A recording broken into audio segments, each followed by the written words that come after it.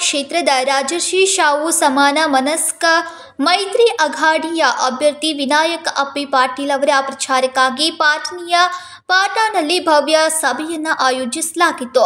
ಈ ಸಭೆಯಲ್ಲಿ ಪಾಟೀಲ್ ಅವರು ಚಂದಗಡದ ಅಭಿವೃದ್ಧಿ ಸಂಕಲ್ಪವನ್ನು ಹೊಂದಿರುವುದಾಗಿ ಹೇಳಿ ತಾಲೂಕನ್ನು ಮುನ್ನಡೆಸಲು ತೀವ್ರವಾದ ಕ್ರಮಗಳನ್ನು ಕೈಗೊಳ್ಳುವ ಭರವಸೆಯನ್ನ ನೀಡಿದರು।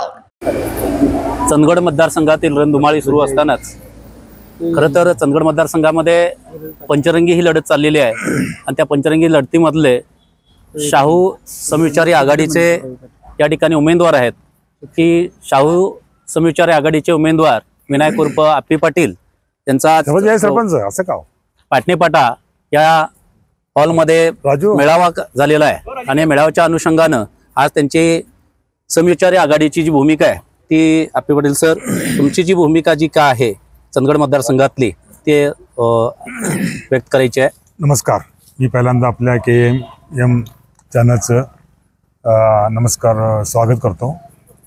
मी श्री शाहू छत्रपती समविचारी आघाडीचा उमेदवार आहे।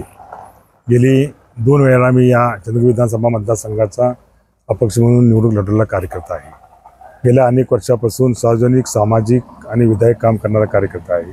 हा चंदगड विधानसभा मतदारसंघामध्ये उमेदवारी घेतल्यानंतर भविष्यात चंदगड तालुक्यातील ज्या महत्त्वाच्या विकासाची कामं असतील त्यामध्ये सगळ्यात महत्त्वाचं जे आरोग्याची व्यवस्था होणं गरजेचं आहे। त्यासाठी चांगलं सुसज्ज असं हॉस्पिटल उभारणं गरजेचं आहे, कारण चंदगडपासून बेळगाव आणि चंदगडपासून कोल्हापूर गडिंग्लजपर्यंत या इथल्या भागातील रुग्णाला जावं लागते। त्यामुळे सगळ्यात महत्त्वाचं चंदगड तालुक्यामध्ये एक चांगल्या पद्धतीचं आरोग्याची व्यवस्था झाली पाहिजे।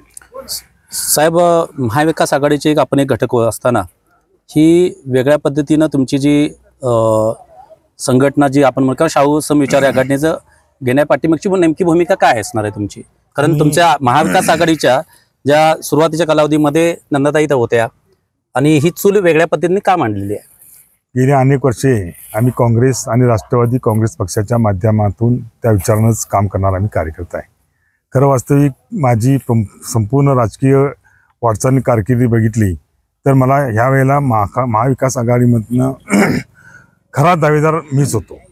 तरी देखील महाविकास आघाडीच्या आपल्या कोल्हापूर जिल्ह्यातील नेत्यांच्यापासून ते महाराष्ट्रातील सर्व प्रमुख नेत्यांच्या पर्यंत आम्ही महाविकास आघाडीचे चंदगड आजरा गडी तालुक्यातील सर्व महाविकास आघाडीचे प्रमुख घेऊन आम्ही त्यांना विनंती केली होती की आपल्यापैकी इथल्या भूमिपुत्रांना तुम्ही कोणालाही उमेदवारी द्या, इथं ज्यांचा कोणाचाही संपर्क नाही आणि कोणी इथं त्या लोकांना तुम्ही उमेदवार देऊ नका असं म्हणून त्यांना विनंती केली होती। तरी देखील त्यांनी बाहेरच्या उमेदवाराला पसंती देऊन त्यांना इथं उमेदवार दिलेला आहे। त्यामुळे आम्ही आमच्या काही मोजक्या कार्यकर्त्यांना नेत्यांना एकत्रित करून आम्ही हा निर्णय घेतला की श्री शाहू समविचारी आघाडीमार्फत आपण ही निवडणूक लढवायची। साहेब, आपला चंदगड आजरा आणि गडिंग्लज या 3 तालुक्यातला मतदारसंघ आहे, मोठा मतदारसंघ आहे।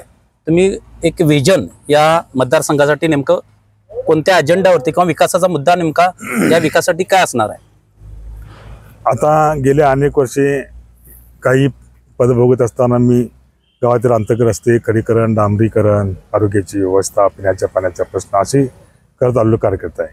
हे काय आता हे रुटीनमध्ये सर्व काम करत असतात। ह्याच्यापेक्षा बेरोजगारांना रोजगार उपलब्ध करून देणे, चंदगड तालुक्यामध्ये असणारे काजूचे प्रकल्प, काजूच्या बोंडापासून एखादा चांगला प्रक्रिया एखाद्या रताळीची जी उत्पन्न आहे त्या रताळीसाठी सुद्धा काय आपल्याला एखादी प्रक्रिया केंद्र उभा करता येईल का ते पाहणे।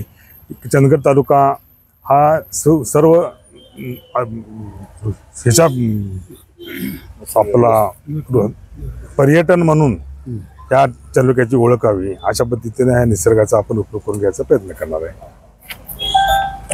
किती मिनिटात झालं म्हणजे सगळ्या मुद्द्यांना स्पर्श झाला तुमची ವಾಡಿ ಹಳ್ಳಿಗಳ ಸುಧಾರಣೆ, ಆರೋಗ್ಯ ಸೌಲಭ್ಯಗಳ ವಿಸ್ತರಣೆ ಹಾಗೂ ಬೆಳಗಾವಿ ಕೊಂಕಣ ರೈಲು ಸಂಪರ್ಕಕ್ಕಾಗಿ ನಾನು ವಿಶೇಷ ಯತ್ನಗಳನ್ನು ಕೈಗೊಳ್ಳುತ್ತೇನೆ ಎಂದರು।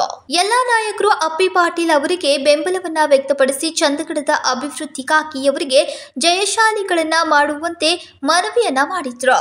ರವಿ ಪಾಟೀಲ್, KMM ಕನ್ನಡ, ಚಂದಗಡ್।